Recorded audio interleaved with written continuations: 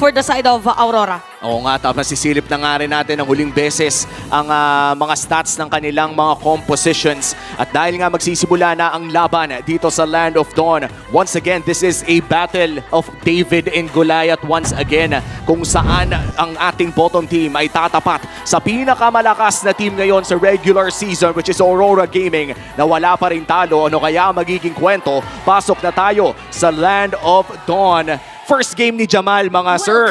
Tayo ay i-welcome natin si Jamal. Grabe yung respeto na binigay ng Twisted Minds dito. Dalawang Purify ang inilagay nila doon sa Sicilian and dito sa isang Harriet.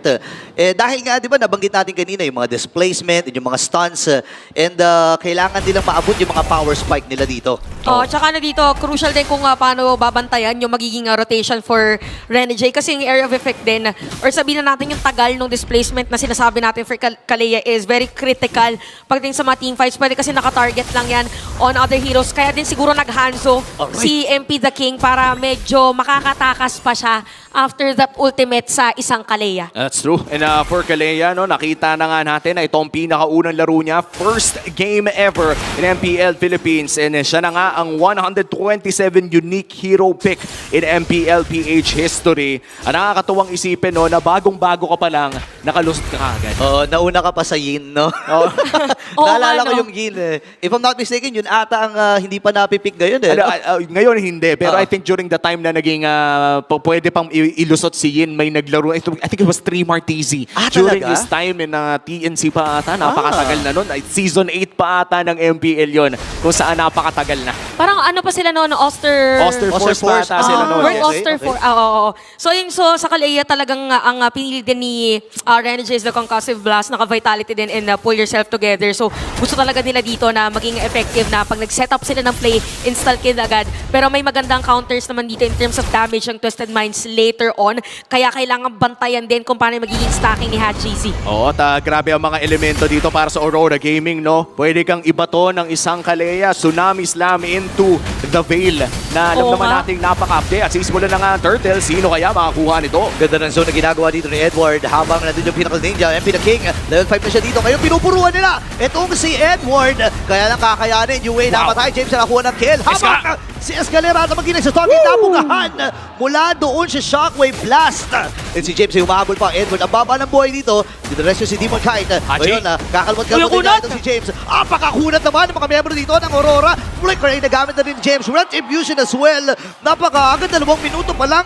Pati hindi nakakagad yung hampasan. Sa dami na nangyari, wala pa rin naka-Turtle. Pero si Renegade ata ang unang mabibigyan. Makakatakas nga ba ang Kalea? Kakagatin lamang ng ganon. MP The King, Recta Turtle na. Okay, so with the sustainability din dito ng Twisted Minds, gusto nila mga longer team fights, pero ganun din naman para dito kay Edward. Gamit na gamit yung Festive of Blood.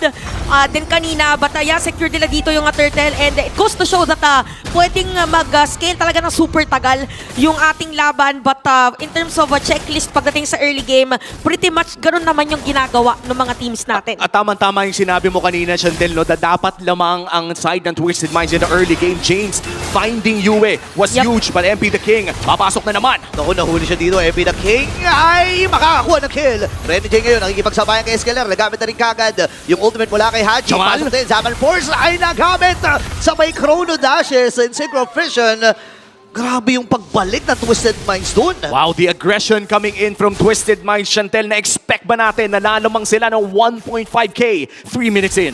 Definitely for Twisted Minds kasi yung explosive na damage is nandoon, and medyo stationary kasi yung hero ni Yue pagdating sa teamfight. Tama yung sinabi dito ni Umi na critical yung nangyari na death ni Yue kanina prior the Turtle, pero meant na ganon yung playstyle ng Twisted Minds early game. Pag hindi ganon yung nangyayari for them, ibig sabihin hindi nila nagagawa yung dapat na execution for their hero composition. So for Aurora ngayon, slow and steady, balik doon sa ating Infinix Keys to Victory. Kailangan na lang nila dito na medyo tumaba naman or makahabol in terms of farming si Demon Kite, because currently mas mataas yung damage na rin or itemization dito for MP The King because he's currently at 201. At sakto, no, nakita rin natin sa ating BPI gold difference na lamang na ata ng tingli 500 ang side ng Twisted Minds for this second second turtle take. And kung sisilipin naman sa Infinix in-game equipment, ay nakabili na rin ng first item kahit papano si Demon Kite. Kaya naman magiging mas maganda ang palag ng Aurora MLBB. 15 seconds for that turtle. Si Edward, naku! Ako,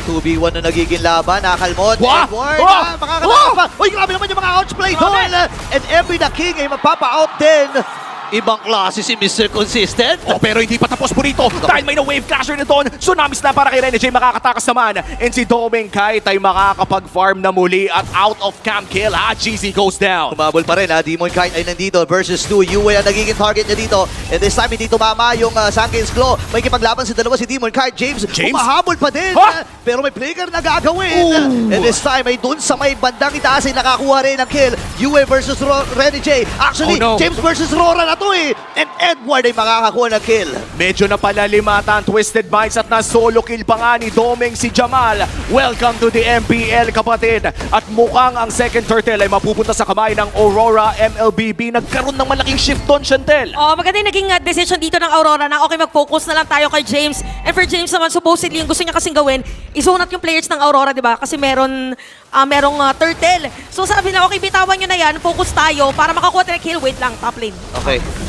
Medyo kinakalmahan lang nila dito. MP the King nakipagsabayan. Naku, si Yue na naman for the third time. Mamamatay dito sa laban na to. Nako, yung disiplina ng Twisted Minds na hanapin lamang ng paulit-ulit si Yue. Sa larong ito ay mukhang nagpe-pay off na. 0-3-2 ngayon. Dito si Yue nahihirapan on this veil. At mukhang hindi yata sapat yung flicker para maligtas siya. Oh, kailangan lang talaga dito is more on positioning. Both teams, kita natin yan again for Energy more on makuna talaga and para kay kaya napakatagal din mapatay ni Edward kasi meant din na sustainability yung nangyayari. Kaya nakita niyo yung almost mapatay na siya sa may bottom lane kanina because of the reduction na rin 5% ng isa niyang talent. Oh, saktong-sakto no, nakita natin sa Smart Emblem check na naka-Brave Smite. Dito ang isang Phoveus kaya doon sa kanyang ultimate kung saan nag-heal back siya, baka naka-tempo pa ng isang Brave Smite kung saan naka-survive siya. At for Kalea this time around mukhang kinakapapa ni Rene J kung paano nga ba ito gamitin. Tama ka pala kanina no, Burrito, na hindi pa napipiksin ever since sa MPL. Diba, isipin mo yun no, naunahan pa talaga siya dito ni Rene J or ni Rene J. Hindi pala si Rene J, si Kalea. Kasi debut pick niya ngayon.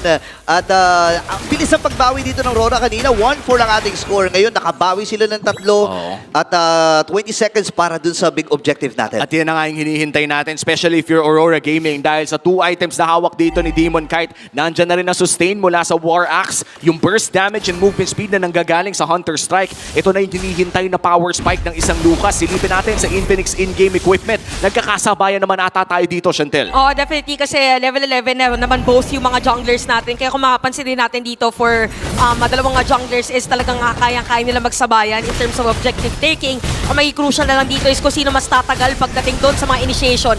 Okay, nag-aabang lang dito si Rene J. Sino ang kanyang mansyang tsunami dito? And this time ay si MP the King ay galing dun sa may bandang likod. Pero nakakuha na kagad si Demon Kite ng isang kill. MP the King with that turtle. Pero delikado ata dito ang pwesto ng Twisted Minds. Jamal na nakikipagsabayan din.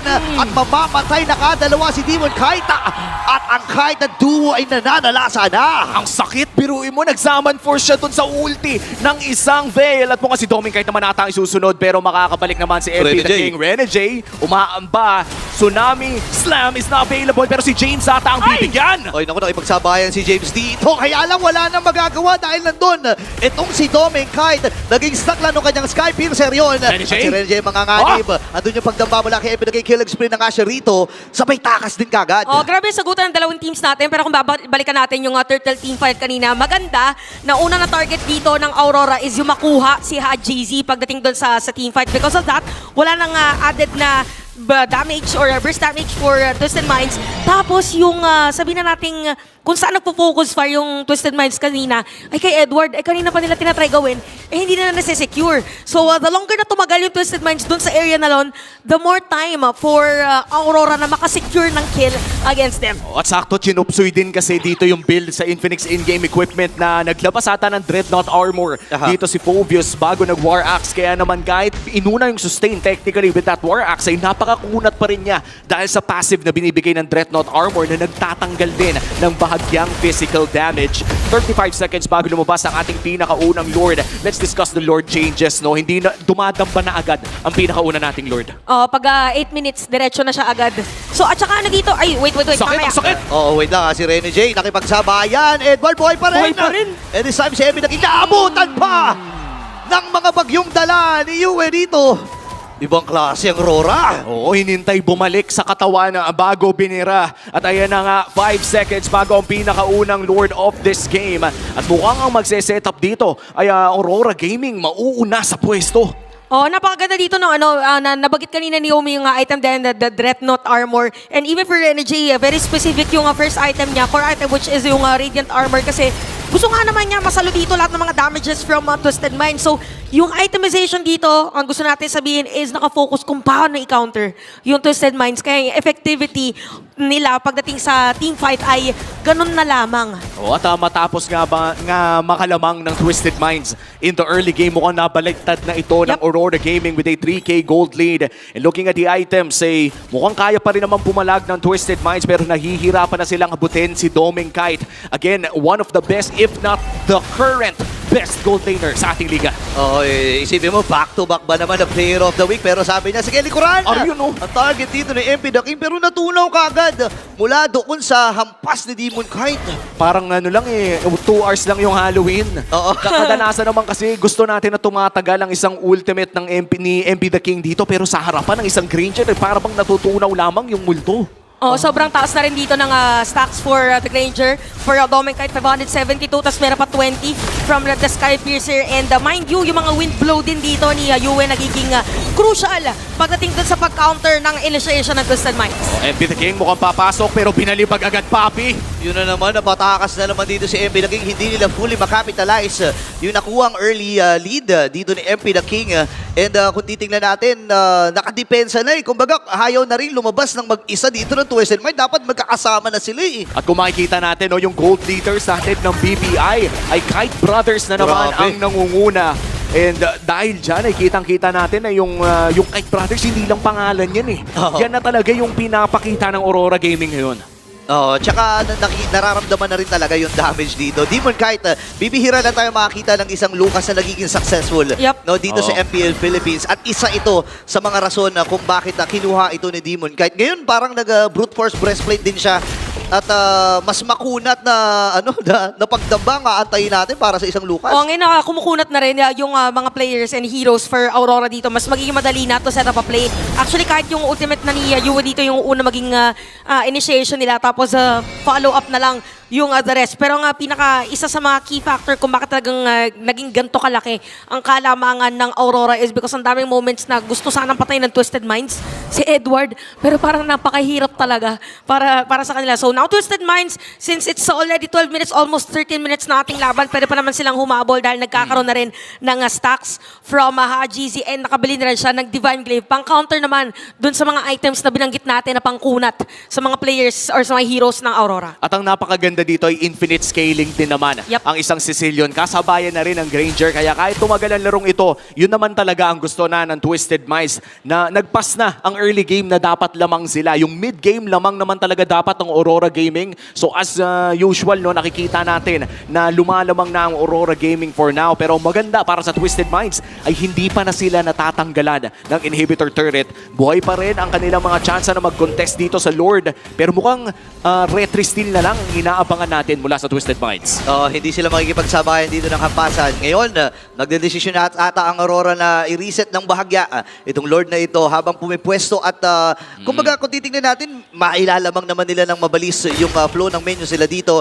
And in terms of physical and magical damage, sapat na rin para sa kanila di ba? Alam mo, parang nasa checklist dapat ngayon ng Twisted Minds. Kailangan nila mahanap kung nasa talaga si Yue kasi siya yung AOE na pampigil. Regardless kasi kung gano'n ka-aggressive dito yung Twisted Minds, kung meron kang pampigil, tapos yung pampigil ba is burst, which is yung hero nga dito ni Yue, medyo mahihirapan sila. So as long as ma-force dito either the ultimate or even the wind blow, yung second skill, goods na doon si Twisted Minds. Ngayon naman Aurora, kailangan na nilang pigilan or salubungin dito si Jamal. Kasi meron din namang farm si Jamal para din sa ating game. Oo, tsaka parang nakakailang no mag-Zaman Force, tas doon lang ibabato ng isang, pero teka lang James ata mangunguna. Haji Z already popping the bats feast, pero MP the King naghahanap pa rin ng target. Si Yue Ayun, ata ang kanyang mahanap, pero hindi naaabot pa. Ay, Babalik din lang ng copies yung multo ni MP the King. Oo, kailangan niyang umalis dito.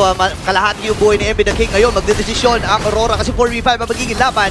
Lalo na yung main damage dealer nila na isa pa. Kundi si Haji Z ay nandun sa may bandang itaas. Ngayon, habol sila dito. Winston! Ay nagamit na nga. James ay mamamatay. Kailangan na lumin ng MP the King dito habang si Jamal na iwan sa bayan. With his seven forcing dashes. At si Jamal ay makakuha ng kill. Habang si Doming Kite ay nakakuha naman ng stock.